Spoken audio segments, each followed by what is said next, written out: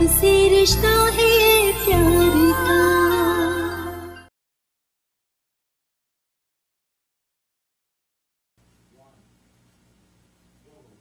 अस्सलाम वालेकुम नाजरीन, प्रोग्राम कम्युनिटी सर्विस फिर TV1 के साथ फ़रा इकबाल एक बार फिर आपके साथ। उम्मीद करती हूँ कि आप लोग खैरियत से होंगे और दुआ गो हूँ कि आप लोग खैरियत से रहें। जैसा कि आप जानते हैं कि कम्युनिटी सर्विस का वंस अ मंथ प्रोग्राम हम इमिग्रेशन अटर्नी मिसबा चौधरी के साथ करते हैं। तो आज हमारी उसी सीरीज़ का दूसरा प्रोग्राम है। मैं यहाँ पर ये बात ज़रूर मेंशन करना चाहती हूँ कि जो बच्चे यंग एज में जो भी लोग माइग्रेट करते हैं, अपना वतन छोड़कर किसी दूसरी जगह आते हैं, मेरे ख्याल में वो बहुत हिम्मत का काम करते हैं, क्योंकि ये आसान काम नहीं होता, और ख़ास तौर पर यंग एज में। बल्कि जो लोग बड़े काफ़ी एज के बाद होने के बाद माइग्रेट करते हैं या हिजरत करते हैं, उनके लिए भी कुछ इतना आसान नहीं होता कि वो किसी गैर मुल्क में जाकर रहें और वहाँ जाकर अपनी जगह बनाएं। तो ख़ास तौर पर बच्चों के लिए या यंग एज में तो ये और भी डिफ़िकल्ट होता है, क्योंकि होम सिकनेस भी होती है और बहुत सारे दूसरे मसाइल का भी उनको सामना करना पड़ता है। तो पहले तो मैं इस बात की उनको अप्रिशिएट करती हूँ, इस बात के ऊपर कि वो ये काम करते हैं। आज का हमारा प्रोग्राम इसी रब्त से है, और हमारा जो टॉपिक है आज का वो इंटरनेशनल स्टूडेंट्स के वीज़ा और उससे रिलेटेड मसाइल से है। तो मैं प्रोग्राम में वेलकम करती हूँ हमारी आज की जो गेस्ट है मिसबा चौधरी, इमिग्रेशन अटर्नी हैं और वैसे भी कम्युनिटी में बड़ा अच्छा एक इंटेलेक्चुअल की हैसियत से जानी और पहचानी जाती हैं। तो अस्सलाम वालेकुम मिसबा जी, कैसी हैं आप? वालेकुम सलाम, बिल्कुल ठीक। आप कैसी हैं फरा? बस आप दिन ब दिन खूबसूरत होती जा रही हैं, मुझे बड़ी फिक्र है इस बात की। बस आपकी दुआ है, चले, और लोगों की मोहब्बत है या हुस्न और मैं समझती हूँ पॉजिटिव थिंकिंग है जो इंसान को खूबसूरत बनाती है। हाँ, ये बात बिल्कुल ठीक है। ये सोल की रोशनी होती है जो हमेशा दूसरों को और खूबसूरत नजर आने लगती है। तो दैट्स सो ट्रू। और आज का टॉपिक हमने बड़ा अच्छा एक चूज किया है कि जो इंटरनेशनल स्टूडेंट्स आते हैं वो बड़ी यंग एज में आते हैं, और हमने तो देखा है यहाँ पे पाकिस्तान एसोसिएशन के बच्चे काफ़ी मिलते रहते हैं यूनिवर्सिटीज़ में, कॉलेजेस में। तो मैं पर्सनली ये समझती हूँ कि ये बड़ा मुश्किल काम है, ये आसान काम नहीं है पेरेंट्स के लिए भी कि वो अपने बच्चों को इतनी यंग एज में भेजते हैं, और बच्चों के लिए स्पेशली बहुत मुश्किल काम है। तो मेरा आपसे, इससे पहले कि हम बाकायदा अपने टॉपिक की तरफ जाएं, एक लीगल उसमें बात करें, मैं ये पूछती हूँ आपसे कि क्या आप अगर उनकी जगह होती तो अपने बच्चों को या बच्चे को आप भेज देती इस तरह? देखिए, अगर मेरा पॉइंट ऑफ व्यू आप देखती हैं ना फरा, तो मैं बिल्कुल ना भेजती, है ना। अपने बच्चे को अपने से दूर करना आसान बहुत नहीं है, मुश्किल काम है। ये बिल्कुल इस तरह होता है कि आप बच्चे को ओपन वर्ल्ड में फेंक रहे हैं, और वो बच्चा उसमें गोते खाता है और उभरता है, डूबता है, निकलता है। वो उसके लिए एक लर्निंग प्रोसेस होता है। लेकिन मैं समझती हूँ कि माँ बाप के लिए और दूसरे फैमिली मेंबर्स के लिए, ग्रैंड पेरेंट्स के लिए बहुत टफ होता है अपने से दूर कर देना बच्चे को। और बिल्कुल इसी तरह उस बच्चे के लिए अपने हाउस होल्ड एक बिल्कुल सिक्योर एनवायरनमेंट में से निकल आना और फिर खुद स्ट्रगल करना। पहले उसको इतने लोग हैं जो उसकी टेक केयर करने वाले हैं, लेकिन वो एक नई दुनिया में आ जाता है, बिल्कुल अलग दुनिया में, जहां उसको खुद सरवाइव करना है। और तो मैं कितनी यंग समझती एज हूँ होती कि है। एक बहुत बिल्कुल यंग एज में जी, और बहुत ही एक टफ प्रोसेस है, जो कि जिसमें से वो कुंदन बन के, वो कहते हैं कुंदन सोना कुंदन बन के निकलते हैं। लेकिन ये है कि ये बहुत टफ प्रोसेस है, घर वालों के लिए भी इमोशनल एक बहुत ही स्ट्रेस पैक है उनके लिए। और दूसरा ये कि बहुत इंपॉर्टेंट है कि एक जो उनका सपोर्ट सिस्टम होता है, वो फिर बच्चे इधर अपना सपोर्ट सिस्टम क्रिएट करते हैं। वो जो उनको एक ऑटोमेटिकली फैमिली से मिल रहा होता है वो उनसे छिन जाता है। और फिर वो सपोर्ट सिस्टम कभी पॉजिटिव होता है और कभी नेगेटिव भी हो जाता है। जी बिल्कुल, उसमें से फिर वो जो बच्चा, एक पर्सनालिटी आपकी डेवलप होती है एक प्रैक्टिकल फील्ड में जब आप जाते हैं, और आप अच्छी बातें सीखते हैं, और बिल्कुल नेगेटिव इन्फ्लुएंस भी होता है जिससे आपको बचना होता है। फिर उसमें आपकी घर की तरबियत, जो आपके बचपन की तरबियत है, वो काम आती है इंसान के। बहुत अच्छी आपने बात की, हम इस पर बात करते रहेंगे इसी दौरान, इस गुफ्तगू के दौरान। तो आज का क्योंकि हमारा टॉपिक ही यही है, तो सबसे पहले आप मुझे बताइए, ये एक एब्रीवेशन थी OPT, व्हाट इज दिस? जी ये इसी रिलेटेड ओपीटी, है? हाँ जी, ओपीटी इज ऑप्टिमल प्रैक्टिस, आप उसको कह सकते हैं, ट्रेनिंग प्रोग्राम है। अच्छा। और ओपीटी में होता ये है कि जब जो स्टूडेंट्स इंटरनेशनल वीजाज पे इधर आते हैं, जिनको हम उर्फे आम में F1 पे, M वीजाज पे, इंटरनेशनल स्टूडेंट्स जो होते हैं पूरी दुनिया से आते हैं और यूएस के जो एजुकेशनल प्रोग्राम्स हैं उनमें पार्टिसिपेट करते हैं और डिग्रीज लेते हैं वंस दे ग्रेजुएट। और जब उनको वो डिग्री मिल जाती है, उसकी कंप्लीशन पे उनको जो इमिग्रेशन डिपार्टमेंट आप कह लें, DHS कह लें, या जो अमेरिकन सिस्टम ऑफ एजुकेशन है, वो उनको अलाउ करता है तो वो 1 साल के लिए प्रैक्टिकल ट्रेनिंग में इन्वॉल्व हों और अपने लिए जो उनसे जॉब अपॉर्चुनिटी तलाश करें, अपने लिए एक रेज्यूमे अपना बिल्ड करें, अपने लिए एक जॉब ढूंढें, इस सोसाइटी में घुसे जो कॉरपोरेशंस है मुख्तलिफ, उनमें उनको चांस मिलता है कि वो उधर अपनी जॉब्स क्रिएट कर सकें, जॉब्स रिटेन कर सकें। और ये वो जॉब्स होती हैं जो उनकी डिग्री से रिलेटेड है, उनकी एक्सपर्टीज से रिलेटेड है। और उस दौरान ही उसका फायदा ये होता है कि जब वो इन कॉरपोरेशंस में, इन ऑर्गेनाइजेशंस में, इनमें जाके काम करते हैं और अपना रेज्यूमे बिल्ड करते हैं,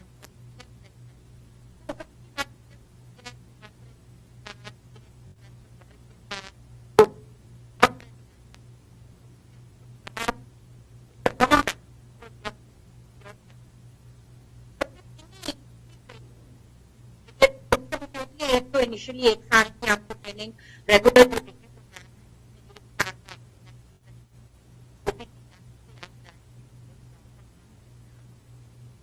या फिर अगर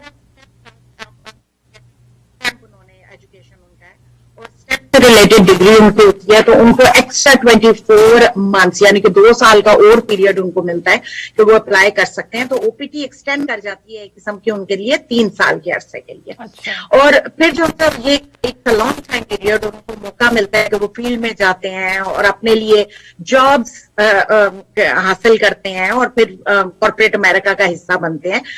दूसरा एक बहुत बड़ा फायदा है, देखिए आप जब student as a student US में आते हैं, पूरी दुनिया से आए हैं, इंटरनेशनल स्टूडेंट्स हैं, आप F1 स्टेटस पे हैं, आप M स्टेटस पे हैं, आप अपना एक student status as an international student अपना मेंटेन रखते हैं। जब आपका कोर्स ऑफ स्टडी कंप्लीट हो जाता है, उसके बाद आपने ओपीटी भी कर लिया, या चले आप ओपीटी के प्रोसेस में से गुजर रहे हैं और जो से आपको अब आगे फिक्र लगती है कि अच्छा मैंने तो अपनी डिग्री कंप्लीशन कर ली है, अब now what I am going to do, मैं क्या करूं, या मैं जॉब मुझे मिल जाती है तो मेरे पास क्या स्टेटस है कि मुझे, जाहिर है देखिए इधर रहने के लिए या किसी भी मुल्क में आप रहते हैं जो आपकी पैदाइश की जगह नहीं है, जो बाय बर्थ आप उधर के नहीं है, तो आपको उधर अपना इमिग्रेशन स्टेटस मेंटेन रखना होता है। अब आप ये कहते हैं कि जी अच्छा F1 तो मैंने कंप्लीट अपना स्टेटस, अपनी डिग्री कंप्लीट कर ली उस स्टेटस में, M स्टेटस में, F1 में, तो अब मैं क्या करूं, अब मुझे आगे जाना है, ओपीटी मेरी कंप्लीशन हो रही है। इस सूरत में जो सेकंड ऑप्शन उनके पास आती है, there can be many kind of visas, लेकिन बहुत ही कॉमन वीजा जो ऑप्शन है वो है H1B। वो ये होता है कि इनको ऑर्गेनाइजेशंस, इनकी कंपनी, इनसे रिलेटेड कंपनीज, इनकी फील्ड से, एजुकेशन से, एक्सपीरियंस से, उससे रिलेटेड कंपनीज इनको जॉब अपॉर्चुनिटीज प्रोवाइड करती हैं, इनको स्पॉन्सर करती हैं। H1B non immigrant worker visa है उसके लिए, जो कि मार्च में हर साल कोटा खुलता है, 85,000 सीट्स आर अवेलेबल। और जो है उसके लिए 2-3 लाख एवरेज में पोजीशंस के लिए लोग अप्लाई करते हैं। और फिर जो कोटा सिस्टम या रजिस्ट्रेशन सिस्टम अब जो हो रहा है पिछले 2 साल से, उसके अंदर उनकी सिलेक्शन होती है और वो H1B में जाते हैं और अक्टूबर 1 से अपनी जॉब स्टार्ट करते हैं। 3 साल के टाइम पीरियड का होता है और फिर 3 साल की एक्सटेंशन एक उनको मिलती है। अगर उस दौरान उनको स्पॉन्सरशिप मिल जाती है एम्प्लॉयमेंट बेस्ड, यानी कि कोई भी कॉर्पोरेशन या उनके अपने एम्प्लॉयर्स उनके लिए employment based green card process start करते हैं, तो that gives them extension also on their H1B status जब तक उनका ग्रीन कार्ड नहीं होता। ठीक है, अब ये बताइए कि ये जो इनको ये ओपीटी वीजा मिलता है या जो भी ये एक ट्रेनिंग प्रोसेस है, क्या ये जहां बैठे होते हैं वहीं से इनको मिल जाता है या इसके लिए पहले उनका एडमिशन होना जरूरी होता है? देखिए, जब ओपीटी के लिए आप तब अप्लाई करते हैं जब आप ऑलरेडी F1 पे होते हैं। अच्छा, ठीक। आप F1 पे होते हैं, आप किसी भी मुल्क में बैठे हैं, से आप यूरोप के किसी मुल्क में बैठे हुए हैं, आप पाकिस्तान में हैं, इंडिया में हैं, आप बांग्लादेश में, नेपाल में हैं, आप अफ्रीकन किसी कंट्री में बैठे हुए हैं और आप कहते हैं कि अच्छा ठीक है जी, मैं इंटरेस्टेड हूँ एक अमेरिकन यूनिवर्सिटी के प्रोग्राम में जिसमें मैं जाना चाहता हूँ और मैं उस डिग्री प्रोग्राम में एडमिशन लेना चाहता हूँ। अब आप एडमिशन लेते हैं, आपका सोर्स होता है, आप यूनिवर्सिटी को कांटेक्ट करते हैं या यहाँ वेरियस ऑर्गेनाइजेशंस होती हैं या कंसल्टिंग कंपनीज होती हैं जो आपको हेल्प करती हैं, जो आपको बताती हैं कि किस तरह आप एडमिशंस ले सकते हैं इन जगहों पे। आप उन प्रोग्राम्स में, उन स्टडी प्रोग्राम्स में पहले एडमिशन लेते हैं। जब आपका एडमिशन होता है, रजिस्ट्रेशन होती है, आपका F1 वीजा इशू होता है, आप यूएस में एंटर होते हैं, आप इधर पढ़ते हैं, या ये एक सिचुएशन है, आप इधर पढ़ते हैं, अपना कोर्स कंप्लीशन करते हैं और उस पे आपका ओपीटी स्टार्ट होता है, जो 1 ईयर का टाइम पीरियड का ओपीटी होता है। अब दूसरी सिचुएशन ये होती है कि आप यूएस में मौजूद हैं, आप किसी भी और स्टेटस में यूएस में आए हैं, विजिट करने आए, इधर आके आप, और होता अक्सर देखेंगे लोग इधर आते हैं, आके इधर की दुनिया उनको मेस्मराइज कर देती है, इधर का एजुकेशन सिस्टम, इधर की यूनिवर्सिटीज, इधर के कॉलेजेस। जब वो उनका दिल करता है कि अच्छा जी अगर फर्दर स्टडीज करनी है, हमने अपना फ्यूचर बनाना है, तो हम इन यूनिवर्सिटीज में एडमिशन लेते हैं। तो वो क्या करते हैं कि वो इन यूनिवर्सिटीज में एडमिशन लेते हैं इधर, और अपॉन देयर एडमिशन वो अपने F1 या M वीजा के लिए अप्लाई करते हैं, इधर ही चेंज ऑफ स्टेटस के लिए, और दूसरे स्टेटस से जो भी विजिटर या किसी और स्टेटस में है वो चेंज कर जाते हैं उसको as a student which is F1 और M और इंटरनेशनल स्टूडेंट है। So that is the way to maintain their status. यहाँ ये सवाल बड़ा इंपॉर्टेंट है जो मुझे समझ आई है, I am just a layman, कि इसका मतलब है कि अगर वो विजिट वीजा पर भी आए हैं और वो किसी एडमिशन ले लेते हैं यूनिवर्सिटी में, तो उसके बाद भी उनका स्टेटस चेंज हो सकता है। जी बिल्कुल, अगर वो विजिट वीजा पे यूएस में एंटर हुए हैं और वो कहते हैं अच्छा ठीक है, हमने इसे हम यूनिवर्सिटी ऑफ ह्यूस्टन गए और हमने यूनिवर्सिटी देखी, हमें उनका एक प्रोग्राम था जो हमें बहुत पसंद आया, बिल्कुल, उन्होंने कहा कि हमें बहुत पसंद आया, हम जाके पता किया, हमारी एडमिशन हमारी प्रीवियस क्वालिफिकेशन के मुताबिक हमारा एडमिशन हो सकता है इस प्रोग्राम में। They get there admission done and then in the meanwhile जिस वक्त उनको I-20 इशू होता है, उनका एडमिशन हो जाता है एज द इंटरनेशनल स्टूडेंट, वो फिर अप्लाई करते हैं अपने इमिग्रेशन स्टेटस के लिए, उसको हम कहते हैं change of status. That status is from the visitor to the student. तो क्या ये आसानी से हो जाता है या ये काफी मुश्किल होती है इसमें? अगर उनका एडमिशन हो भी जाए तो क्या स्टेटस चेंज हो जाता है आसानी से? देखिए, there are several steps involve in that. अब अगर आप कहेंगे कि लीगल प्रोसेस आसान है, आसान नहीं है, क्योंकि आप फर्दर सेवरल प्रोसेसेस को आप कंबाइन कर रहे हैं और उनको सही तरीके से करना अगर आप करेंगे तो आपको सही रिजल्ट मिलेगा। पर फिर आ जाता है इमिग्रेशन अटर्नी, यहाँ बिल्कुल यहाँ पे रोल आता है। जी बिल्कुल, यहाँ पे इमिग्रेशन अटर्नी आपका ब्रिज है between you and the department of homeland security, between you and the immigration department. कैसे प्रेजेंट कर रहा है आपके केस को, किस तरीके से उसको लेके चल रहा है, तो आपकी प्ली क्या है उसके लिए? जी, आपकी प्ली क्या होती है वो बताता है उसको इमिग्रेशन वालों को कि जी क्या प्ली है इनकी? जी बिल्कुल बिल्कुल, देखें, हाँ जी बिल्कुल, आपके रोल को आगे लेके चलना एक इमिग्रेशन अटर्नी का काम है, और वो बताना कि जी किस तरह सारे डॉक्यूमेंटेशन शुड बी कंप्लीट, आप किस तरह अपना केस प्रोसेस कर रहे हैं, किस तरह आप अपने केस को कन्वे कर रहे हैं to an immigration officer, DHS department of homeland security, या अगर आप कॉन्सुलेट के थ्रू आ रहे हैं तो DOS डिपार्टमेंट ऑफ स्टेट के सामने, ऑफिसर्स के सामने आप अपना केस किस तरह प्ली कर रहे हैं और कितना आप एक्यूरेटली अपने केस को आगे लेके जा रहे हैं कि आपके लिए सक्सेस के चांसेस ज्यादा होते हैं। अच्छा, इसमें मैंने जो सुना है और देखा भी है, पढ़ा भी है कि कुछ लोग जो हैं वो एडमिशन ले लेते हैं लेकिन उसके बाद वो पूरा नहीं करते, अपना कोर्स कंप्लीट नहीं करते और छोड़ देते हैं, तो वो क्या उनका स्टेटस चेंज हो जाता है, खत्म हो जाता है, या वो उसी स्टेटस में रहेंगे? देखिए, अगर आप से F1 स्टेटस पे आपका स्टेटस शिफ्ट हो गया, चेंज हो गया, F1 है, M स्टूडेंट है, और आप अपना कोर्स ऑफ कंप्लीशन जो आपकी रिक्वायरमेंट है कोर्स की, से आपने 12 क्रेडिट आवर्स कंप्लीट करने हैं, आपने अच्छे ग्रेड सिक्योर करने हैं, आपने अपनी क्लास कंप्लीशन करनी है, अगर आप नहीं करेंगे that means you are not maintaining your status. So अगर आप अपने कोर्सेज कंप्लीट नहीं कर रहे हैं तो कॉलेज बाय लॉ इन्फॉर्म करता है इमिग्रेशन को कि जी they are not maintaining their status and you will fall out of status. फिर उस सूरत में देखें, जरूरी नहीं होता कि आप कोई रीजन भी क्रिएट हो सकता है जिसकी वजह से आप अपनी स्टडीज को आगे नहीं लेके जा सक रहे, या किसी क्रेडिट या किसी एक सब्जेक्ट में आप पीछे रह जाते हैं, या कुछ हो जाता है, या कोई क्लासेस मिस हो जाती हैं और वो आपको रिपोर्ट करते हैं कि जी ये रिक्वायरमेंट्स कंप्लीट नहीं कर रहे हैं, तो उस सूरत में if you fall out of status तो रीइंस्टेटमेंट ऑफ स्टेटस के ऑप्शन ये आपको देते हैं डिपार्टमेंट ऑफ होमलैंड सिक्योरिटी। तो वो कहते हैं कि हम उसको F1 रीइंस्टेटमेंट कहते हैं कि जी आप अप्लाई करें, रिक्वायरमेंट्स कंप्लीट करें and you carry on with your F1 status and your studies. लेकिन देखिए मेरा सबसे इंपॉर्टेंट जो मेरा ख्याल में सेंटेंस मैं कोई हजारों लाखों दफा बोल चुकी हूँ वो ये है कि जब आप यूएस में है, मैं यूएस की बात करूंगी, हम यूएस में बैठे हुए हैं, हम यूएस लॉज की बात कर रहे हैं, इमिग्रेशन की। सो जब हम उसकी बात करेंगे और स्टेटस मेंटेनेंस की बात कर रहे हैं तो प्लीज मेक श्योर कि अगर आप यूएस में हैं, आप जाहिर है दुनिया के किसी खित्ते से आए हैं, किसी कोने से आए हैं और आपने इधर अपना इमिग्रेशन स्टेटस जो है वो कोई अवेल किया है, so please maintain your status. It is very important, ताकि आगे आपके लिए रास्ते खुले रहें और रास्ते आसान रहें, आपके लिए मुश्किलें ना पैदा हो। इससे बुरा इंप्रेशन पड़ता है अगर आप स्टेटस मेंटेन नहीं करें, इवन आपके पास रीजन भी है अगर तो। जी बिल्कुल, उसका ये होता है बुरा इंप्रेशन की बात यह है कि आपको फिर उसको वापस उस पटरी पे चढ़ने में काफी मेहनत करनी पड़ती है। इफ समथिंग गोज रॉन्ग उसको करेक्ट करने में फिर काफी एफर्ट लगता है। राइट। अच्छा, आपने मुझे एक और चीज ये बताई थी कि H1B वीजा भी एक होता है, तो क्या F1 में और H1B इसमें क्या फर्क है?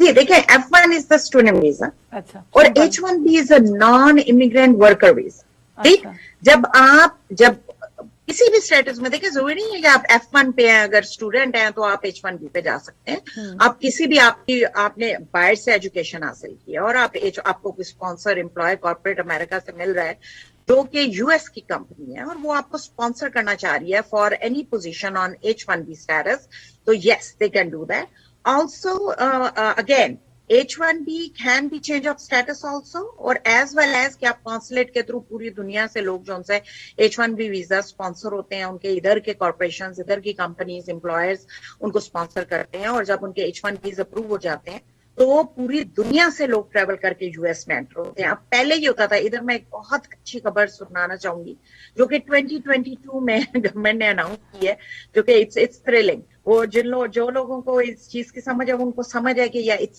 सच एन एक्साइटिंग न्यूज कि 2022 में हमारे गवर्नमेंट, यूएस गवर्नमेंट ने कहा कि जी वो लोग जो कि जिनके H1B वीजा अप्रूव हो गए हैं, यूएस में अप्रूव हुए हैं, यहाँ पिटीशन फाइल होंगी, अप्रूव हो गए, उनके इंटरव्यूज कॉन्सुलेट, और वो कॉन्सुलेट के थ्रू यूएस में दूसरे मुल्कों से एंटर हो रहे हैं H1B के स्टेटस में, तो उनके इंटरव्यूज वेव कर दिया। अच्छा, यानी कि उन्होंने कहा कि हम उनके इंटरव्यूज नहीं लेंगे, जो स्टैंपिंग का इंटरव्यू होता है वो नहीं लेंगे, एज लॉन्ग एज उनका H1B स्टेटस अप्रूव हो गया, डिपार्टमेंट ऑफ होमलैंड सिक्योरिटी ने अप्रूव कर दिया। उनका जी रूल्स है वो भी उसको फॉर्मुलेट कर रहे हैं कि क्या किस तरह वो उसको प्रोसेस करेंगे। But the way they are saying is that अगर आपका केस, और ये it's not just for the H1B, it's for H1B, it's for H4s, it's for O visa, P visa जो हम आर्टिस्ट के वीजा करते हैं, L1, इस तरह के सारे इंट्रा कंपनी वीजा, उनके उन्होंने इंटरव्यूज वेव कर दिए हैं फॉर द ईयर 2022। पूरा साल उन्होंने कहा कि जी जो लोग भी जिनकी इधर पिटिशंस अप्रूव हुई हुई हैं वो उनके हम इंटरव्यूज नहीं करेंगे, कॉन्सुलेट से जो आ रहे हैं, और उनको हम वीजा इशू करेंगे और वो एंटर हो जाएंगे यूएस में। So it's a big thing, क्योंकि कई हर्डल्स इंटरव्यू, कॉन्सुलेट इंटरव्यू पे क्रिएट होते हैं। कई लोगों के केस यहाँ पे मेरा ये सवाल है आपसे कि ये जब आप कॉन्सुलेट के थ्रू कहती हैं इसका क्या मतलब है, ये थोड़ा वजाहत कर दें इसकी। ये कॉन्सुलेट के थ्रू होता है कि एम्बेसीज और कॉन्सुलेट के थ्रू, देखिए जैसे किसी बंदे ने पहली दफा अमेरिका, अब वो वीजा लेके आएगा, राइट? अब वीजा लेने के लिए कहाँ से उनको वीजा इशू हो रहे हैं, से वो पाकिस्तान में बैठे हुए हैं और वो कहते हैं अच्छा मेरा दिल कर रहा है मैं अमेरिका में सैर करके आऊं। ठीक है, अब जाहिर है सैर करने के लिए वो ऐसा तो नहीं आएंगे, उनको पहले अमेरिका का वीजा लगवाना पड़ेगा। अब वीजा लगवाने के लिए वो या यूएस एम्बेसी जाएंगे, अपनी एप्लीकेशन डालेंगे ऑनलाइन और उनसे कहेंगे जी अपने इंटरव्यू के लिए मुझे कॉल करो, मुझे वीजा इंटरव्यू चाहिए, कि मुझे कॉल करो, मैं आऊं, मैंने एप्लीकेशन डाली है, आप मुझे अलाउ करेंगे तो मुझे B1 B2 visitor visa issue हो जाएगा और मैं यूएस जा सकती। सो बिल्कुल इस तरह होता है कि कुछ मुल्कों में एम्बेसीज यूएस की ऑपरेट करती हैं और एम्बेसीज के अंडर कॉन्सुलेट्स ऑपरेट करती हैं। सो कुछ वीजाज कॉन्सुलेट्स इशू करते हैं, कुछ kind of visas embassies directly issue करती हैं, लेकिन इस प्रोसेस को हम लोग कॉन्सुलेट प्रोसेस कहते हैं। बिकॉज लोग बाहर से कॉन्सुलेट्स और एम्बेसीज के थ्रू यूएस की वीजाज अपने लगवा के मुख्तलिफ किस्म के यूएस में एंटर हो। अच्छा, इस पे हम मजीद बात करेंगे। यहाँ वक्त हुआ एक छोटी सी ब्रेक का। ब्रेक से वापस आकर इसी टॉपिक को मजीद आगे लेके चलेंगे। इसमें एक सवाल मेरा और भी है, तो नाजरीन कहीं मत जाइएगा। यहाँ से लेते हैं एक छोटी सी ब्रेक।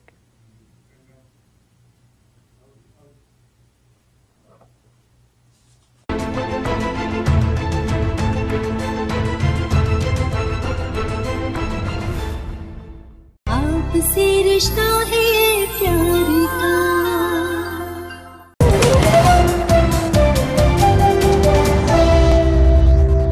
मौसम सरमा के आते ही बहुत से खानदानों के लिए सर्द मौसम से बचने की जद्दोजहद शुरू हो जाती है। आपकी मदद से हम इन नादार खानदानों को गर्म कपड़े, लिहाफ, हीटर और बहुत सा दीगर सामान फराहम कर सकते हैं। हेल्पिंग हैंड यूएसए हमेशा से जरूरतमंदों की मदद के लिए कोशा है और आपकी डोनेशंस इन खानदानों के लिए इस सख्त मौसम को आसान कर देंगी। आज ही डोनेट कीजिए hhrd.org/winter। मंजिल ही ख्वाब है, पर रास्ता भी तो खूबसूरत है। कुदरत के हर रंग में छुपा मेरा ही तो अक्स है। मौसम सरमा की शाम की खामोशी में भी एक आवाज है।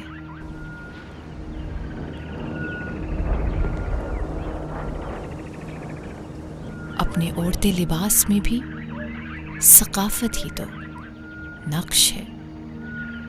खुलूस ही तो चाहत को शुरुआत देती है।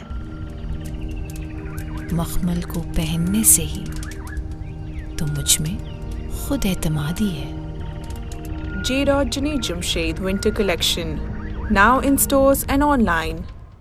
न्यूयॉर्क ट्राई स्टेट एरिया में कोविड-19 के शदीद बहरान के दौरान पाक फ्यूनरल होम के स्टाफ और वॉलंटियर्स ने अपने मुसलमान बहन भाइयों की आखिरी रसूमात की अदायगी के लिए दिन रात खिदमत सरअंजाम दी हैं। हम हमेशा की तरह खिदमत के इस जज्बे को जारी रखे हुए हैं। पाक फ्यूनरल होम की खिदमत के 10 साल इस्लामी असूलों और स्टेट लॉज के ऐन मुताबिक आपके प्यारों का सफर आखिरत इज्जत और एहतराम के साथ पाक फ्यूनरल होम।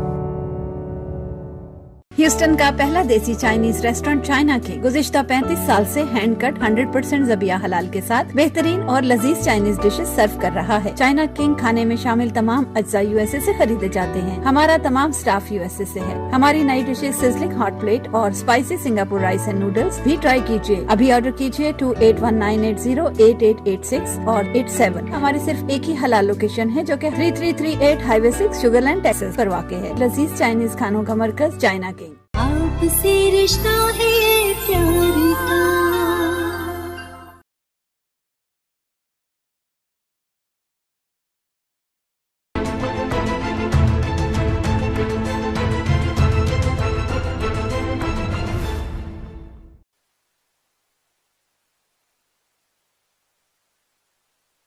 TV1 और मैं हूं फरा इकबाल और हमारे साथ मौजूद है इमिग्रेशन अटर्नी मिसबा चौधरी और हम बड़ी इंटरेस्टिंग उनसे बात कर रहे थे। उन्होंने हमें बताया कि इस वक्त क्या क्या तब्दीलियां आ चुकी हैं इमिग्रेशन के नए लॉज में फॉर 2022।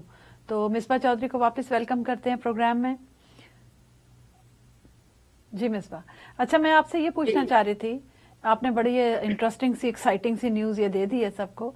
तो ये तो जहाँ तक मेरा नॉलेज है तमाम एप्लीकेशंस 90% 99% थ्रू एम्बेसीज ही आती हैं पाकिस्तान में। तो स्पेशली मुझे तो यही पता है कि वो थ्रू एम्बेसी आती है। क्या कोई और तरीका भी होता है इसको अप्लाई? देखिए, अच्छा ये आपने बड़ा अच्छा सवाल किया फरा, क्योंकि लोगों को ये मिसकंसेप्शन है कि जी जो मतलब वो ये समझते हैं कि प्रोसेसिंग जो है पिटिशंस की वो एम्बेसीज के थ्रू होती है। हालांकि ऐसी कोई बात नहीं है। अच्छा, आप पूरी दुनिया में बैठे हुए कोई भी अपनी पिटिशन फाइल करें, वो आपकी पिटिशन यूएस में ही फाइल होती है। जो हमारे 5 सर्विस सेंटर्स हैं वही उनको प्रोसेस करते हैं, वही उनको अप्रूव करते हैं, वही उन पे डिसीजन लेते हैं। ये तो आपने बड़ी बड़ा इंटरेस्टिंग एक बात बताई है, बल्कि राज खोला है आज हमारे ऊपर, बल्कि सारी दुनिया के ऊपर। तो इसका मतलब है वो घर बैठ के खुद ही वीजे के लिए अप्लाई कर सकते हैं? नहीं, वो देखें, अगर उनको ऑनलाइन अप्लाई करना है, विजिट वीजे की मैं बात कर रही हूँ, जी जी, उनको करना डिपार्टमेंट ऑफ स्टेट के थ्रू अप्लाई करना है, बिकॉज वो लोग यूएस में नहीं बैठे हुए हैं, वो लोग यूएस से बाहर बैठे हुए हैं। और ये सिर्फ मैं विजिट वीजे की बात कर रही हूँ जिसमें खुद एप्लीकेंट्स अपने लिए अप्लाई कर रहे हैं। बिल्कुल। तो उन्होंने एक प्रोसेस उसको इजी किया है जिसको डीएस फॉर्म्स हम कहते हैं कि जी डीएस 160 जो है, आप ऐसा करेंगे कि खुद अप्लाई कर दें, आप ऑनलाइन अप्लाई कीजिए कॉन्सुलेट्स के साथ, एम्बेसीज के साथ, और अपनी वीजा अपॉइंटमेंट लीजिए। उनका एक प्रोसेस है जिसको फॉलो करना होता है, दैट इज देयर। उसके अलावा कोई भी किस्म की पिटिशन है, फैमिली बेस्ड पिटिशन, आपकी एम्प्लॉयमेंट बेस्ड पिटिशन, आपके और किस्म के जो वर्क वीजास हैं, everything is processed in US. और लोगों को ये कॉन्सेप्ट समझ नहीं आती, उनका प्रोसेस इधर होता है आपके, इसीलिए इधर के अटर्नीज जो इमिग्रेशन अटर्नीज बैठे हुए हैं वो दुनिया में कहीं और नहीं बैठे होते, वो अमेरिका में ही बैठे हैं। और अगर कोई क्लेम भी ये करता है ना कि जी हम तो किसी और मुल्क में बैठे हुए हैं, हम यूएस इमिग्रेशन अटर्नीज हैं, दे आर नॉट, बिकॉज उन्होंने जो भी प्रोसेस करना है वो अमेरिका में बैठे हुए करना है। और उसके बाद आप डील करते हैं, एक दफा जब डिपार्टमेंट ऑफ होमलैंड सिक्योरिटी आपके वीजे को प्रोसेस कर देता है, आपकी पिटिशंस को प्रोसेस कर देता है, वीजा नहीं कहना चाहिए उसको, पिटिशंस को और एप्लीकेशंस को प्रोसेस करता है।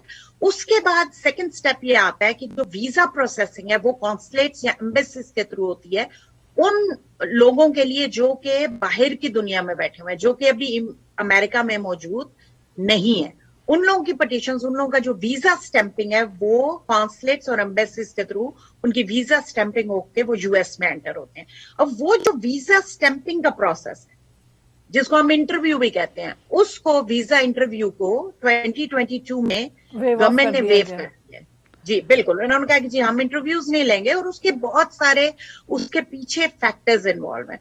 उसमें फैक्टर्स ये इन्वॉल्व हैं कि पैंडेमिक है, नंबर 2 हॉल्ट पे गया है, इतना अरसा इंटरव्यूज हॉल्ट पे गया है कि एवरीथिंग इज इन बैकलॉग, उनसे मैनेज नहीं हो रहा।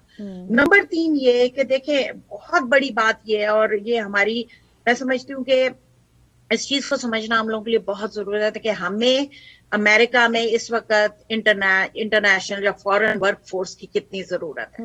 We really need them. और गवर्नमेंट इस चीज को एट ईज कर रही है कि जी वो लोग जो वर्क वीजास पे यूएस में एंटर होना चाहते हैं, या जो उनसे कंपनीज उनको हायर कर रही हैं, कंपनीज ने उनको पिटिशन किया और वो यूएस में आ रहे हैं, तो उनके लिए इस प्रोसेस को ईजी किया जाए। जो बीच में ऑलरेडी इतना टाइम वेस्ट हुआ है वो टाइम वेस्ट ना हो, कि जो वो लोग हॉल्ट पे गए हुए हैं, इंटरव्यूज नहीं हो रहे हैं, बैकलॉग में चले गए हैं, लोग कई कई महीनों से बैठे हुए इंटरव्यूज का इंतजार कर रहे हैं, जिस दौरान उनके वीजा पिटिशंस ही खत्म हो गई हैं, अप्रूवल्स इधर। सो इस सिस्टम को ओवरऑल करने के लिए ओवरकम ये प्रोसेस इंट्रोड्यूस कराया गया, which I think so is a wonderful thing. It is. यहाँ मुझे हंसी इसलिए आ रही थी कि यहाँ की जो लेबर क्लास है वो फ्रंट हो चुकी है, वो they don't want to work anymore. बिल्कुल, और मैं जी यहाँ कोई काम करने को तैयार नहीं, कोई काम करने को तैयार नहीं। क्या हालात जी, बिल्कुल। तो अभी उन्हें नया लेबर फ्रंट लाना पड़ेगा, उसके बगैर गुजारा नहीं। बिल्कुल, मैं ये कहती हूँ इधर पता नहीं, समझ नहीं आ रही कि सबको क्या प्रॉब्लम हो गया। नवंबर के महीने में 4 लाख बंदे ने जॉब छोड़ दी है। एक कॉलर हैं, फिर हम इस पर मजीद बात करेंगे, वापस आएंगे इस पर। कॉलर से बात करते हैं। जी अस्सलाम वालेकुम, आप अस्सलाम वालेकुम। जी वालेकुम सलाम। मेरा नाम अमजद। जी आवाज आ रही है आपकी। जी जी बताइए अमजद साहब, बोलिए। हेलो। जी जी आप बोलिए, आपकी आवाज आ रही है मुझे, आप बोलिए। हेलो। आपकी आवाज आ रही है, आप बात कीजिए। कहाँ से बात कर रहे हैं आप? जी मेरा नाम अमजद है, मैं न्यूयॉर्क से बात कर रहा हूँ। जी जी। मेरा सवाल यह है कि पाकिस्तान में यूएस एम्बेसी जो है वो सिबलिंग वीजे कब से प्रोसेस करने के ओपन कर रहे हैं? अच्छा, पाकिस्तान में यूएस एम्बेसी, इनको थोड़ा एक्सप्लेन कर दे जो आपने अभी बताया। जी बिल्कुल, ये सिबलिंग वीजा कैटेगरी ये कह रहे हैं कि बहन भाइयों के लिए जो वीजा प्रोसेस होता है, जो आपको पता है इनिशियली 10-11 साल वैसे ही लेता है, तो ज़ाहिर है बैकलॉग में गया हुआ था। सिबलिंग कैटेगरी वीजा जो हॉल्ट किए हुए थे उन्होंने, वो बिल्कुल जी ओपन हो चुके हैं। And we are receiving interview dates also. और आपको भी अनकरीब एज का मैं सर्व का हिसाब होता है कि क्या प्रायोरिटी डेट की, क्या प्रोसेसिंग टाइम है उनका, लेकिन यह है कि इंटरव्यूज उन्होंने कंडक्ट करने और इंटरव्यू स्केड्यूल करने उन्होंने स्टार्ट कर दिया। ठीक है अमजद साहब, आपको जवाब मिल गया, थैंक यू सो मच। अच्छा, इस एक्साइटमेंट में जो आपने इतनी अच्छी खबर सुना दी और बातचीत में, मैं ये अनाउंस करना भूल गई कि ये लाइव कॉल्स हम ले रहे हैं इस प्रोग्राम में। आप हमें कॉल कर सकते हैं, स्क्रीन पर हमारा नंबर आ रहा है, एक्सटेंशन 2 है, तो अगर आपका कोई सवाल है तो आप हमें कॉल कर सकते हैं। चले वापस आते हैं उस लेबर के ऊपर के किस तरह लोगों ने काम करना बंद कर दिया है। तो ये भी एक बड़ी एस्टॉनिशिंग किस्म की सिचुएशन यहाँ क्रिएट हुई है कि पेंडेमिक की वजह से instead of working more, people don't want to work. जी हाँ, अच्छा मेरे लिए भी ना ये बड़ा एक वो कहते नहीं है कि बड़ा कंफ्यूजन सी है। हाँ। कि पहले लोगों ने कहा कि जी पेंडेमिक आया, हम बाहर निकल के काम नहीं कर सक रहे, जी हमें काम नहीं करने दे रहे, बंद कर दिया हमें, ये वो वर्कफोर्स ऐसे चली गई। उसके बाद अचानक लोगों को कुछ हुआ, मेरे ख्याल है उनको काम ना करने का शौक हो गया, उन्होंने कहा अच्छा ठीक मेरा ख्याल, हाँ, ये मेरा मैंने इसका तज्जिया किया थोड़ा सा और मैं इस नतीजे पर पहुंची कि घर में जो उन्होंने 1 साल गुजारा लॉकडाउन के दौरान और जो टाइम घर में गुजारा, तो उनको एहसास हुआ कि ये मेरी कोई डीप थिंकिंग है, समझ लें आप, कि इतना हम जो एफर्ट कर रहे हैं चीजों के लिए या भाग दौड़ कर रहे हैं, हमें इन रिटर्न उसके कुछ नहीं मिल रहा, काइंड ऑफ। तो वो इतना कम है वेजेस और इतना कम कि it's not comparable to the value which we are missing with the family with everything else. तो एक आदत सी हो गई उनको कम में गुजारा करने की, और उनको पता चल गया कि वो तमाम प्रायोरिटीज जो हमने बनाई हुई थी वो तो इम्पोर्टेंट ही नहीं है जिंदगी में। तो जिंदगी में तो 2 ही चीजें इम्पोर्टेंट है, खाना पीना और बस अपना ये घर वर होना चाहिए, अपनी फैमिली, राइट।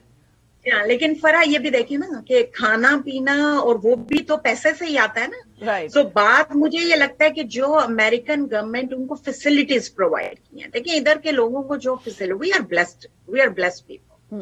मैं ये समझती हूँ कि इधर का जो सिस्टम है, economical system, welfare system, financial system, जो लोगों की सोशल लाइफ है, इट्स वेरी इजी, मैं समझती हूँ वेरी कंफर्टेबल। और गवर्नमेंट ने पैंडेमिक के दौरान जी उसको इतना ज्यादा इन लोगों को कंफर्ट्स दी, स्टिमुलस दे रहे हैं, पैसे दे रहे हैं, अनएम्प्लॉयमेंट मिल रही है, कि उन लोगों ने इस चीज को एट ईज ले लिया कि अच्छा जी चलो ये तो घर बैठे आराम से हम आराम से खा सकते हैं। लेकिन बात ये है कि मुल्क की इकोनॉमी भी तो चलनी है ना, और मुल्क की इकोनॉमी वर्कफोर्स से चलती है। सो मैं ये समझती हूँ कि जहां कहीं भी कोई गैप आ रहा होता है तो उस गैप को फिल इन करना होता है। अब अगर वो गैप लोकल अमेरिकन क्रिएट कर रहे हैं तो पूरी दुनिया के लोगों के पास अपॉर्चुनिटी अवेलेबल है, तो वो यूएस में एंटर हो, और अमेरिकन गवर्नमेंट इस चीज को उनके लिए इजी बना रही है कि यूएस में एंटर हो, हमें वर्कफोर्स चाहिए, आप आए इधर काम करें, आप जिस फील्ड में बैठे हुए हैं, टेक्निकल फील्ड में है, प्रोफेशनल फील्ड में है, स्किल्ड वर्कर्स हैं, आप लेबरर्स हैं, सीजनल वर्कर्स हैं, आप आए, हमें आपकी जरूरत है, अब यूएस में आए, आप आके काम करें, हमारी इकोनॉमी को स्ट्रांग करें ताकि वो सर्कल में आए।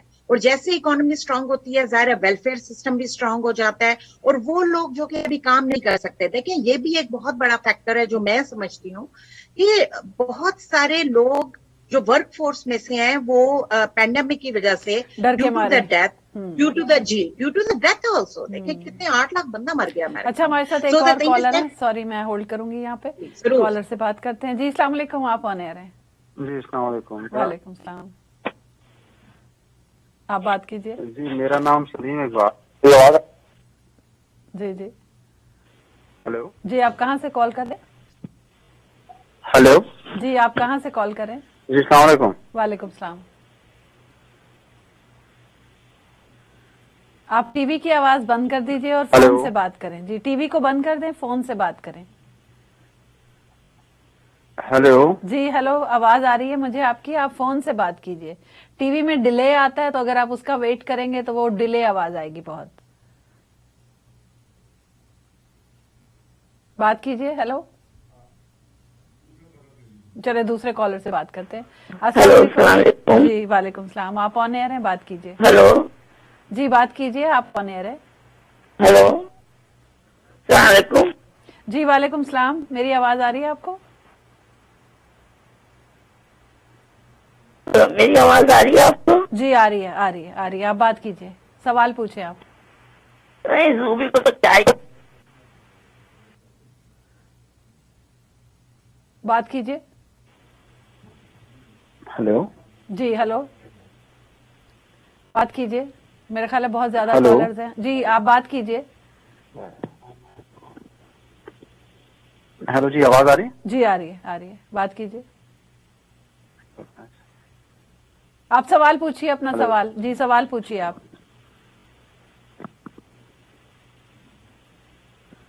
हेलो। अच्छा, समहाउ मेरा ख्याल है इनको किसी भी कॉलर को शायद मेरी आवाज नहीं आ रही जी।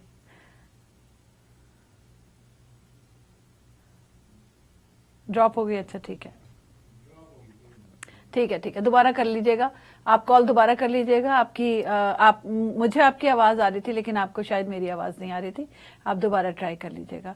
तो हम बात कर रहे थे, चलें ये तो हो गया हमारा है कि वो डर खौफ भी था उनके अंदर, और इसलिए भी उन्होंने, और ये वाकई एक हकीकत भी है कि आप अगर अभी भी देखें, जो कुछ डर निकला भी है, तो जिन लोगों ने काम किया वो अब हर जगह पे, आप एयरलाइंस का हाल देखें कि हर दूसरा बंदा जो है वो कोविड में मुब्तला हो गया है। तो अगर आप ओपन करते हैं तो ये मसला है बहुत बड़ा, ये फिर लेबर। बिल्कुल, और उस वजह से कंफ्यूजन से भी क्रिएट हुई है सोसाइटी में, जाहिर है। लेकिन मैं ये समझती हूँ कि इट्स वेरी इंपॉर्टेंट कि बाहर निकला जाए, काम किया जाए। और हम देखिए, हम कॉन्टिन्यूसली काम कर रहे हैं। हमारी मिसाल सबके सामने है। कॉन्टिन्यूसली अगर हम काम करना छोड़ दें, यहाँ इमिग्रेशन का सिस्टम जो उनसे वो भी बैकलॉग में जाना शुरू हो जाए फर्दर। सो काम वैसे ही चल रहे हैं, पिटीशंस वैसे ही फाइल हो रही हैं, एप्लीकेशंस वैसे ही फाइल हो रही हैं, जिन लोगों के वीजा एप्लीकेशंस चल रही हैं वो वैसे ही चल रही हैं। तो ये नहीं होता कि काम रुक जाता है, हाँ उसकी नोयत बदल जाती है। लेकिन जो गैप की मैं बात कर रही थी, कि जो गैप लोकली क्रिएट हो रहा है, उस गैप को इंटरनेशनल वर्कफोर्स के साथ यूएस गवर्नमेंट भरने की कोशिश करी है, which is a very good strategy. और मैं समझती हूँ कि पूरी दुनिया से स्किल्ड वर्कर्स, प्रोफेशनल्स, आपके technicians, technical help, unskilled workers, इन सब की जरूरत है अमेरिका में, और खपत है इनकी। ये नहीं हमारे साथ कॉलर वापस आ चुके हैं। कॉलर से बात करते हैं। आपको वेलकम जी, अस्सलाम वालेकुम। जी वालेकुम सलाम, वेलकम करते हैं प्रोग्राम में। हाँ, मेरा सवाल ये था कि मैं मैनलैंड से बात कर रहा हूँ, मेरा नाम सलीम इकबाल है जी। मैंने ना ये एप्लीकेशन डाली थी ग्रीन कार्ड के लिए, ये 2020 में नवंबर में, तो अभी तक कोई अपडेट उसकी नहीं है। और मैंने ये पूछना था कि ये असाइलम बेस्ड था ग्रीन कार्ड का एप्लीकेशन।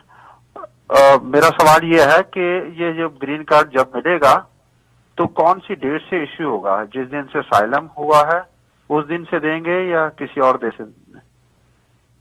नहीं, देखिए, आप जब कह रहे हैं ना कि आपने ग्रीन कार्ड एप्लीकेशन डाली, तो अजाइली स्टेटस तो ऑलरेडी आपको मिला हुआ है 1 साल से, राइट? जब आप अजाइलम स्टेटस पे होते हैं 1 साल से, 1 साल के बाद आप एलिजिबल होते हैं ग्रीन कार्ड एप्लीकेशन अपनी फाइल करने के लिए। आपने जब ग्रीन कार्ड एप्लीकेशन फाइल की, उन्होंने उसको प्रोसेस किया, आपको ग्रीन कार्ड आपका एक्सटेंड हो गया, अजाइली स्टेटस आपका एक्सटेंडेड चलता जा रहा है। आपको ग्रीन कार्ड मिलेगा जब वो उसको प्रोसेस करके उसको अप्रूव करेंगे, उस दिन से आपको जो है ग्रीन कार्ड का स्टेटस आपको मिलेगा। बट इन द मीनवाइल आप अभी अजाइली स्टेटस में। ठीक है, सुन लिया उन्होंने। ठीक है, ये मैरीलैंड से कॉल थी, सलीम इकबाल साहब। अच्छा जी, मेरा आपसे दूसरा सवाल ये था जो काफी देर से मेरे जहन में गर्दिश कर रहा है जब से आपने ये कॉन्सुलेट वाली बात बताई है। अच्छा, अब अगर कोई वहां पे बंदा बैठा हुआ है पाकिस्तान में, मैं पाकिस्तान की बात करती हूँ या कहीं और दुनिया में, और वो आपको कांटेक्ट करता है कि जी मुझे अपना पिटीशन फाइल करनी है, तो आप कैसे ये प्रोसेस होगा, ये थोड़ा सा एक्सप्लेन कर दें। देखिए, जो भी पिटीशन फाइल होती है उसमें एक पिटिशनर इन्वॉल्व होता है, एक पिटिशनर इन्वॉल्व होता है और एक बेनिफिशियरी इन्वॉल्व होता है। अब आप ये कह रही हैं जो पिटिशनर है ही मस्ट बी और शी मस्ट बी यूएस, जहाँ कॉर्पोरेशन भी है तो यूएस कॉर्पोरेशन है, वो यूएस में मौजूद है, राइट? वो ये कह रहे हैं कि जी अच्छा हमने अपनी पिटिशन डालनी है। सो पिटिशनर जो है, ही इज और शी इज गोइंग टू, और the corporation is going to put in the application, और जिसको हम पिटिशन कह रहे हैं, उस पिटिशन को फाइल करेंगे for that beneficiary. So beneficiary जो है, he is a dependent, he's a beneficiary, he's the main person, employee है, जो भी है जिसके लिए पिटिशन फाइल हो रही है, he is considered as beneficiary। वो दुनिया में कहीं भी बैठे हुए हैं, और वो जो उनसे upon approval of that petition they can enter United states on that particular status, जो स्टेटस उनको मिलेगा, जिसका अप्रूवल आएगा उनके पास। अच्छा, तो इस वीजे का क्या नाम होता है? ये H1 है? नहीं, कोई भी, देखिए, अच्छा, ये कोई भी हो सकता है। जी बिल्कुल, H1B भी हो सकता है, L1 कर सकती हैं कंपनीज अपने एम्प्लॉयज के लिए करती हैं। उसके अलावा जो से आपकी बेतहाशा पी पटिशंस होती हैं, हमारी ओ पटिशंस होती हैं, फिर ग्रीन कार्ड प्रोसेसेस होते हैं जो वो भी पटिशन किए जाते हैं एम्प्लॉयर स्पॉन्सर कर। अच्छा ठीक है, ये मैं समझ गई आपकी बात, ये हिस्सा मुझे समझ आ गया इसका, ये पोर्शन। लेकिन मेरा असल सवाल ये था कि वो लोग जो वहां बैठे हुए हैं और यहाँ कोई कंपनी उनकी नहीं है और वो आपसे कहते हैं कि जी हमारी पटिशन आप फाइल कर दें, वो वहां से किस तरह फाइल होगी ये मैं जानना चाह रही हूँ कि ये इज इट पॉसिबल भी है या नहीं है पॉसिबल, या किस तरह होगी कि वो आपको कांटेक्ट करते हैं कि जी हमारी पिटीशन किसी भी वीजा के लिए हमें वहां से करनी है। जी वो प्रोसीजर बिल्कुल करते हैं, हमें from all around the world लोग हमें कांटेक्ट करते हैं।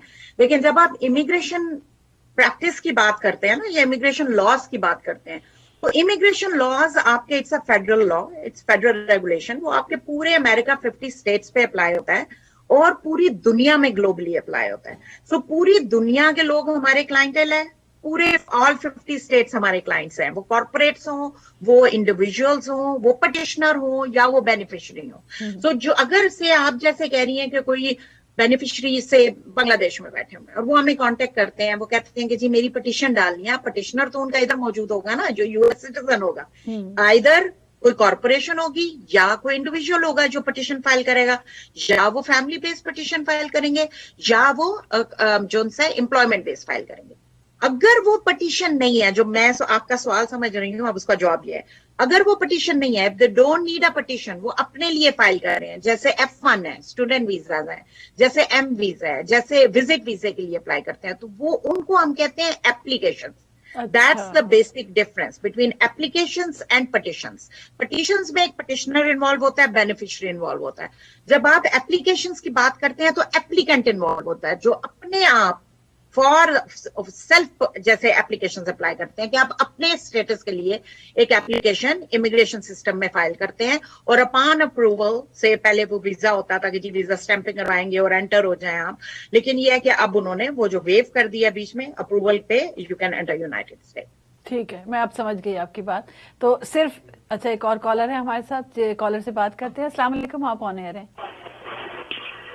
जी अस्सलाम वालेकुम। वालेकुम सलाम। मेरा सवाल ये है कि मैंने अपने आप टीवी की आवाज थोड़ी कम कर दें ताकि आप आपकी आवाज सुन सकें प्रॉपर्ली।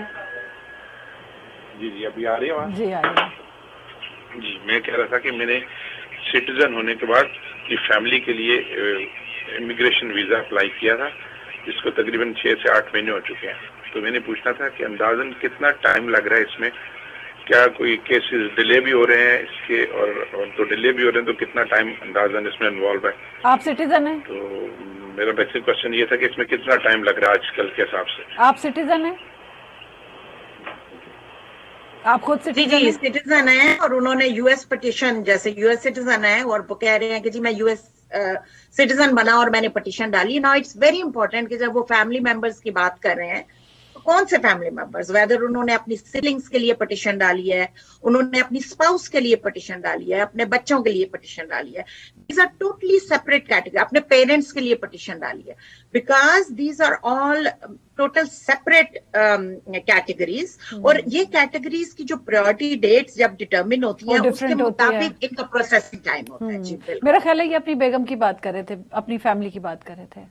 जी अगर ये अपनी फैमिली की बात कर रहे थे, he is a US citizen, और यूएस सिटीजन की पिटीशंस अगर ये 7-8 महीने कह रहे हैं, सो रफली इनकी प्रोसेस हो जानी चाहिए। जो फर्स्ट स्टेज होता है family based petition, department of homeland security के साथ फाइल की जाती है, उसको प्रोसेस हो जाना चाहिए और इनका प्रोसेस आके एनवीसी में जाना चाहिए। तो अगर वो नहीं अभी तक I-130 का इनको अप्रूवल नहीं रिसीव हुआ, तो मेरी इनको एडवाइस ये है कि इनको DHS को कांटेक्ट करना चाहिए, इंक्वायरी डालना चाहिए और इंक्वायरी करके पता करना चाहिए कि इनका केस किस स्टेटस कहाँ पर है। अच्छा ठीक है, ब्रेक पर जाने से पहले, ब्रेक का वक्त हुआ, ब्रेक पर जाने से पहले मैं अपने नाजरीन को जो प्रोग्राम देख रहे हैं उनको बताती चलूं कि स्क्रीन पर मिसबा चौधरी के ऑफिस का नंबर, एड्रेस और उनका फैक्स नंबर, ईमेल एड्रेस तमाम लिखा हुआ है। अगर आपको इनसे कोई भी मजीद सवाल करना है तो आप इनके ऑफिस कॉल करके कांटेक्ट कर सकते हैं और अपनी तसल्ली कर सकते हैं आप। तो नाजरीन वक्त हुआ है छोटी सी ब्रेक का, कहीं मत जाएगा, बहुत इंपॉर्टेंट इन्फॉर्मेशन इसके बाद आने वाली है। लेते हैं एक छोटा सा break.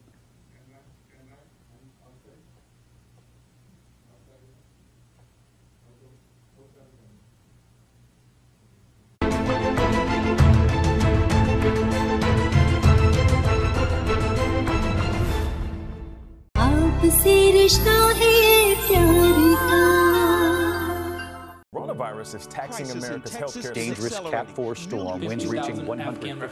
COVID cases are up 500%. It has been a year of trials and tribulations across the U.S., where we have buried loved ones, we have gone through hardships, and we have struggled. But together, we endured. We kept each other going. We kept each other smiling, and we supported each other because we are in this together. Islamic Relief USA. Donate now at irusa.org. Jerusalem halal meet and ग्रोसेस अब नई look के साथ हमारा natural fade ज़बिया हलाल गोश्त और traditional unique and new gift item सबकी तवज्जो का मरकज, जिनमें शामिल खूबसूरत जानमाज, मुनक्कश रहल और मुकम्मल मजलिसी सेटअप, इंतहाई मुनासिब कीमतें। मुकम्मल देसी ग्रोसरी खरीदने के साथ साथ हमारे रेस्टोरेंट के फ्रेश खाने का भी लुत्फ लीजिए। खास तौर पर अब जेरूशलम की अपनी ताज़ा ब्रेड और ब्लैक सीड ऑयल और मजेदार ice cream. We treat everyone like a family. Jerusalem halal meat, 3330 Hillcroft suite 1, 7137842525। आपसे रिश्ता है ये प्यार का।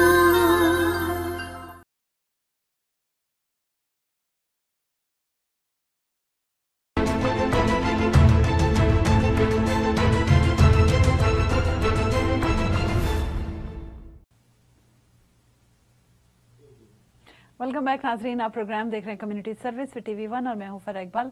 और हमारा आज का program immigration attorney Misbah Chaudhry के साथ है। तो मिसबा चौधरी को वापस वेलकम करते हैं प्रोग्राम में। बड़ी जबरदस्त इन्फॉर्मेशन वो हमें दे रही थी। जी मिसबा जी। जी फरा जी, अच्छा मैं आपसे ये पूछना चाह रही थी कि हमने स्टार्ट किया था स्टूडेंट वीजा से, लेकिन बड़ी आपने एक्साइटिंग न्यूज ऐसी दी कि हम डाइवर्ट हो गए फौरन ही दूसरी तरफ। तो आपके आपके पीछे पीछे चलते चलते तो खैर एनीवे, तो स्टूडेंट वीजा को जब कन्वर्ट करते हैं यानी लीडिंग टू H1B, इस बारे में भी थोड़ी स्टूडेंट्स को क्लैरिफाई कर दें। और मेरे पास फेसबुक पर जब आपका फ्लायर हमने शेयर किया था तो 2-3 सवाल इस हवाले से आए थे कि टेक्सटाइल इंजीनियरिंग में किसी बच्चे ने जो है वो मास्टर्स डिग्री ले ली है, अब how can he convert that to working visa या H1B वीजा, तो वो थोड़ा सा एक्सप्लेन करते हैं। देखिए, जैसे अब ये सवाल आप कह रही हैं कि जी टेक्सटाइल इंडस्ट्री में उन्होंने से मास्टर्स कर लिया, राइट? अब जिस वक्त आप उनको ओपीटी प्रोग्राम में भी वो गए होंगे, सो इट डिपेंड्स कि जब वो ओपीटी प्रोग्राम में गए तो किस इंडस्ट्री में उन्हें, टेक्सटाइल इंडस्ट्री में काम मिला, उन्होंने अप्लाई किया, weather he has communicated with the corporations जो कि उससे रिलेटेड हैं टेक्सटाइल से, या उनकी फील्ड से रिलेटेड। देखिए कई दफा अल्टरनेटिव फील्ड्स भी होती हैं जहां आपकी खपत होती है। सो ये मिक्स मैच जो है, ये जब कैंडिडेट्स है जाहिर है उनको डिजाइन में रखना होता है, और जब आप एम्प्लॉयर्स आपका इंटरव्यू करते हैं तो वो भी आपसे जब सवाल करते हैं, वो आपका रेज्यूमे देखते हैं, तो वो देखते हैं कि whether you qualify for that particular job position, और उसके मुताबिक आपको जॉब अवेलेबिलिटी होती है। फील्ड में जब आप आ जाते हैं उसके बाद आपका एक्सपीरियंस भी काउंटिंग करना शुरू कर देता है। आपका गेनफुल एक्सपीरियंस जो आप फील्ड में रह के सीखते हैं, से ओपीटी के दौरान ही 1 साल में आपने वो सीखा, और उसके बाद या उससे पहले even with your degree program, उससे पहले भी आपके पास वर्क एक्सपीरियंस है, दैट आल्सो काउंट्स इन, और उसके मुताबिक जो है आप अपनी फील्ड या सेक्टर में घुसते हैं। ये नहीं होता कि आप एक बंदा है जो डॉक्टर है, जिसने MBBS किया या डॉक्टर बना, और वो कहे जी मैं जाता हूँ और मैं जाके इंजीनियरिंग की जॉब ढूंढना शुरू कर देता हूँ, तो जाहिर है उनको मुसीबत पड़ेगी। सो अपनी फील्ड देखना, अपनी एजुकेशन देखना, अपनी क्वालिफिकेशन देखना कि किस फील्ड में है, आपकी एक्सपर्टीज किस में है, क्योंकि यही चीजें एम्प्लॉयर भी आप में ढूंढ रहा होता है, आपके रेज्यूमे में देख रहा होता है। आपकी डिग्रीज में, क्वालिफिकेशन में चेक कर रहा होता है। तो वो मिक्स मैच, जेन्युइन होना बहुत जरूरी है, प्रॉपर होना बहुत जरूरी है, ताकि उसके मुताबिक जो उनसे आप अपनी फील्ड में घुसे, अपनी कॉर्पोरेशन जो उनसे रिलेटेड है उस फील्ड से उनमें घुसे और गेनफुल एक्सपीरियंस अपना गेन करें, ताकि आगे जाके आपके लिए वो काम आए। ठीक है। अच्छा, मैं फिर एक दफ़ा अपने नाज़रीन को बता दूं कि ये प्रोग्राम लाइव है, आप हमें कॉल कर सकते हैं, स्क्रीन पर हमारा नंबर आ रहा है और जो भी सवाल है आपका आप पूछ सकते हैं। अच्छा, मैं आपसे ये पूछना चाह रही थी एक अमूमी कॉन्सेप्ट, और मैं चाहती थी कि आज हमारे साथ कोई एम्प्लॉयर भी शामिल हो जो कि नहीं हो सके। तो ये जो एम्प्लॉयर होते हैं जो वीज़ा इशू करते हैं लेबर क्लास के लिए या अपनी लेबर के लिए, इनको क्या फ़ायदा होता है? और दूसरी बात ये कि ये ज़्यादातर एक्चुअली कई सवाल हैं एक ही सवाल में, मैं इकट्ठे आपसे पूछ लेती हूँ, आप एक एक करके जवाब दे दें। पहली बात तो ये, इनको क्या फायदा होता है? दूसरे ये कि ये ज्यादातर मैंने सुना है कि रिजेक्ट हो जाते हैं अगर H1B किसी कंपनी के थ्रू करें, जब तक के until unless there is a long list के उनकी वो क्राइटेरिया जब तक पूरा ना हो जाए वो नहीं होता। तो कौन सी कंपनियां हैं जिनको करना चाहिए और कंपनी को क्या फायदा होता है और क्यों करना चाहिए उनको, और वो कौन लोग हैं जो इससे फायदा उठा सकते हैं? देखिए, कंपनीज को ये फायदा कि उनको एम्प्लॉयज मिलते हैं। अच्छा, अब आप देखें, हम जो पहले हालात डिस्कस कर हाँ, हम जो पहले हालात डिस्कस कर रहे हैं कि अमेरिका में क्या हालात चल रहे हैं, लोग काम नहीं कर रहे हैं।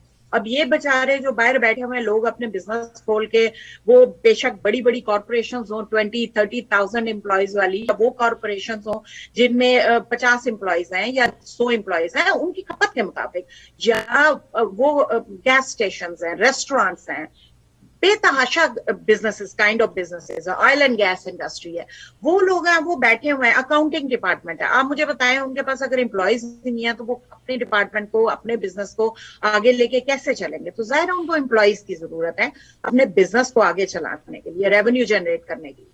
अब जब वो उन एम्प्लॉयज के लिए अप्लाई करते हैं, आप ये कह रही हैं कि वो किस तरह की कॉर्पोरेशन कर सकती हैं, जो कि मैंने बीच में अभी जवाब दिया कि किसी भी तरह की corporation, it can be a big organization, big corporation, or it can be a medium-sized corporation.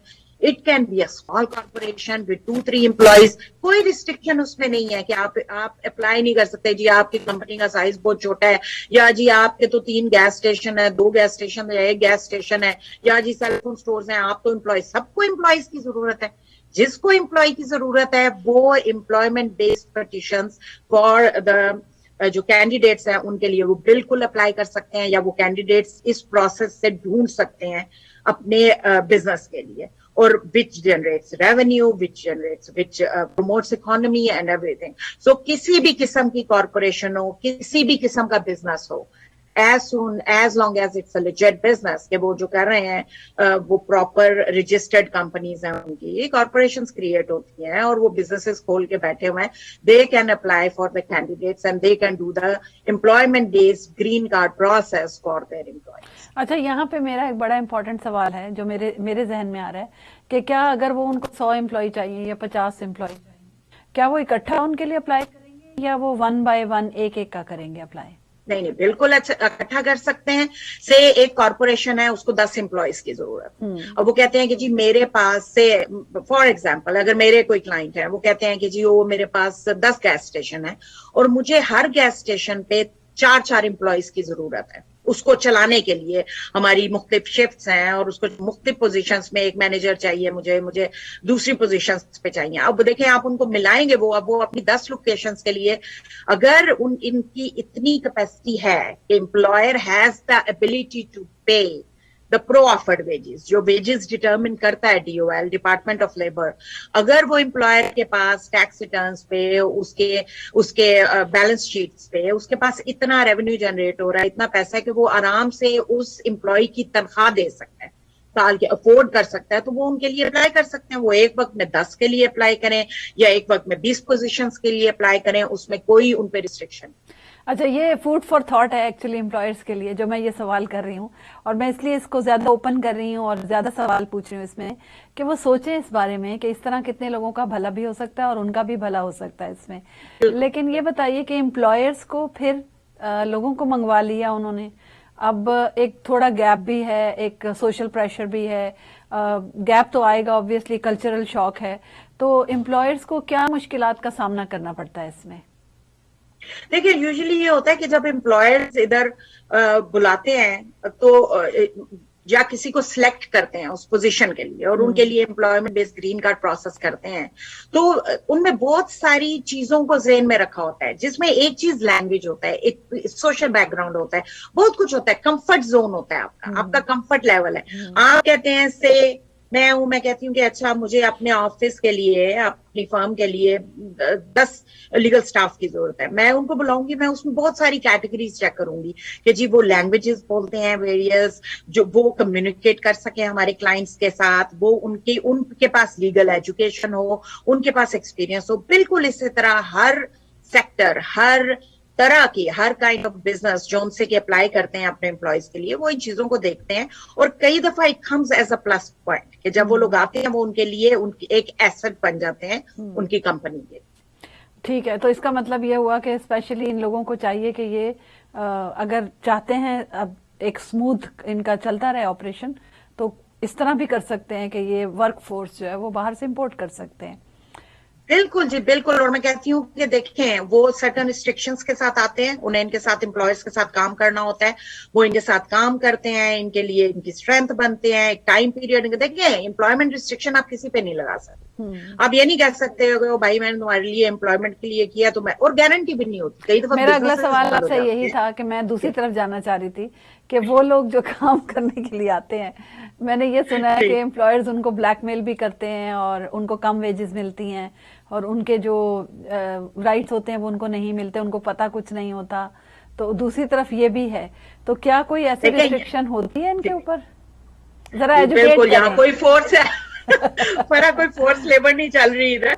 जिस वक्त आप इमिग्रेशन की बात करते हैं, आप एम्प्लॉयमेंट बेस्ड ग्रीन कार्ड की बात करते हैं, तो DOL डिटरमिन करता है कि कितनी salary for a particular position होनी चाहिए। ठीक है, अब एम्प्लॉयर उस सैलरी को एग्री करता है कि हाँ जी मैं इस जॉब पोजीशन के लिए इस बंदे को इतनी सैलरी दूंगा मिनिमम, उससे ज्यादा दे सकते हैं, बाद में रेस दे सकते हैं खुश होकर, लेकिन ये है कि वो कहते हैं कि जी मिनिमम DOL के रूल्स को फॉलो कर रहे हैं और हम इतनी सैलरी इनको देंगे और ये इस पोजीशन में हमारे लिए काम करेंगे। जिस तरह आप उसको इंटर्न देखें ना, एम्प्लॉय भी अपनी कमिटमेंट दे रहा होता है एम्प्लॉयर को। एम्प्लॉय कहता है कि जी मैं इस पोजीशन में इतनी मेरी क्वालिफिकेशन है, इतनी मेरी क्वालिफाइंग एजुकेशन है जिसकी बेस पे आप मुझे हायर कर रहे हैं, और मैं ये जॉब ड्यूटीज कंप्लीट करूंगा इतने आवर्स के लिए अपनी फुल कैपेसिटी में आपके पास। सो ये this is a commitment between employer and employee. और मैं ये समझती हूँ कि DOL की बहुत और DHS की रिस्ट्रिक्शंस हैं जिनको जब employment based green card file करते हैं एम्प्लॉयर्स तो वो फॉलो करते हैं। सो ये this is not force labour, this is totally legal. Immigration के अंडर आपकी employment based green card process, और आपको देखें स्टेटस दे रहे होते हैं एम्प्लॉयर्स, सबसे बड़ी बात आपके लिए पिटीशन फाइल कर रहे हैं, बिल्कुल आपको स्पॉन्सर कर रहे हैं। अच्छा, अगर एम्प्लॉय जो है जो आया है बाहर से और वो जो है वो भाग जाता है, दरमियान में कहीं गायब हो जाता है, तो वो स्टेटस से आउट हो गया बिल्कुल, या क्या होता है उसका? जी बिल्कुल, देखें अगर वो एक टिपिकल एज से नॉन इमिग्रेंट वीजे पे आया, H1B पे आया, अब H1B पे कंपनी ABC कॉर्पोरेशन ने उनको स्पॉन्सर किया और वो US में एंटर हुए और कमिटमेंट है उनकी 3 साल की कि जी हम इस कंपनी के साथ काम करेंगे, इस पर्टिकुलर से IT की कोई पोजीशन है, इंजीनियरिंग की, ऑयल एंड गैस में कहीं में जा रहे हैं, टेक्निकल सपोर्ट है कुछ, हम वो कहते हैं कि जी हम इस पोजीशन में 3 साल के लिए कमिटेड है, हमारा H1B अप्रूव हुआ और हम काम करेंगे इस एम्प्लॉयर के साथ जिसने हमें स्पॉन्सर किया। अब ये नहीं कि वो भाग जाएंगे, जाहिर है आइदर उनको उस एम्प्लॉयर के साथ काम करना है या थ्रू प्रॉपर वे वो किसी और एम्प्लॉयर के साथ स्विच कर सकते हैं, लेकिन उसके लिए दूसरा एम्प्लॉयर उनके लिए पिटीशन फाइल करेगा जिसको हम H1B ट्रांसफर। तो ये जो इतना टाइम इन्होंने गुजारा है इसके साथ ये नल एंड वाइड हो जाएगा, खत्म हो जाएगा जब वो पिटीशन अपनी चेंज कराएंगे, अगर वो जॉब चेंज कर लेते हैं और दूसरा एम्प्लॉयर फाइल करेगा उनके लिए, तो ये पहले वाला टाइम जो था ये खत्म हो जाएगा। नहीं ये टाइम उधर ठीक है, उन्होंने वैलिडिटी पीरियड, हाँ जी बिल्कुल कैरी ऑन कर जाएगा, कैरी ऑन कर जाएगा। आई सी, दैट्स वेरी इजी एक्चुअली, ये तो कोई मसला ही नहीं है जी, तो बहुत अच्छी बात है। चलें अब दोबारा देखिए किसी एम्प्लॉयर से नाराजगी हो जाए तो फौरन चेंज कर लें। अच्छा, काफी इसके लिए उन्होंने एक मफरूजे बहुत है लेकिन हकीकत का इल्म नहीं है बहुत सारे लोगों को। बिल्कुल, हमारी बिल्कुल बहुत मफरूजों पे चलती है हमारी इमिग्रेशन। कई बातें आके लोग क्लाइंट्स आते हैं और हमें बता रहे होते हैं जी इस तरह वो कई बातें सही नहीं होती हैं। आज आप और जो जी और वो उसके लिए इमिग्रेशन का नॉलेज होना बहुत जरूरी है। और मैं ये समझती हूँ कि यहाँ इमिग्रेशन अटर्नीज का रोल और लॉ फर्म्स का इतना इंपॉर्टेंट है, बिकॉज वो आपको एक ट्रू पिक्चर दिखाते हैं, वो आपके साथ लीगल एस्पेक्ट्स शेयर करते हैं और आपको एक ट्रू पिक्चर दिखाते हैं कि असल में क्या है, रूल्स एंड रेगुलेशंस क्या कहते हैं और किस तरह किसी भी पिटीशन को या एप्लीकेशन को आगे लेके चलना चाहिए कि आप सारे रूल्स एंड रेगुलेशंस को फॉलो करें। ठीक है, तो मिसबा जी आज के प्रोग्राम का वक्त यहाँ खत्म होता है। तो बहुत अच्छी आपके साथ लास्ट प्रोग्राम भी बहुत अच्छा रहा था, आज का प्रोग्राम भी माशाल्लाह बहुत अच्छा रहा। मैं आखिर में ये ज़रूर कहना चाहूँगी कि ये जो हमारी ऑर्गेनाइजेशंस हैं यहाँ पर, हमने क्योंकि स्टूडेंट वीज़ा से बात शुरू की थी, तो जो लोग भी यंग बच्चे स्पेशली बाहर से जो आते हैं और यहाँ पे इतने काम कर रहे होते हैं और इतनी मुश्किलात का सामना करना पड़ता है उनको, इवन ख़वातीन को, तो इनको चाहिए कि ये अपने एजेंडा में ये चीज़ डालें कि कोई लैंग्वेज, कोई हेल्प, सपोर्ट सिस्टम कुछ ना कुछ होना चाहिए और ये फोटो ऑप्स जो है इनसे निकलना चाहिए और उससे निकल के ये एक प्रैक्टिकल काम जो है ये शुरू करना चाहिए। तो शुक्रिया बहुत बहुत मिसबा जी आपका, और इसके साथ ही आज के प्रोग्राम का वक्त ख़त्म होता है। फ़रा इकबाल को इजाज़त दीजिए, इंशाल्लाह फिर आपसे मुलाकात होगी। अल्लाह हाफ़िज़।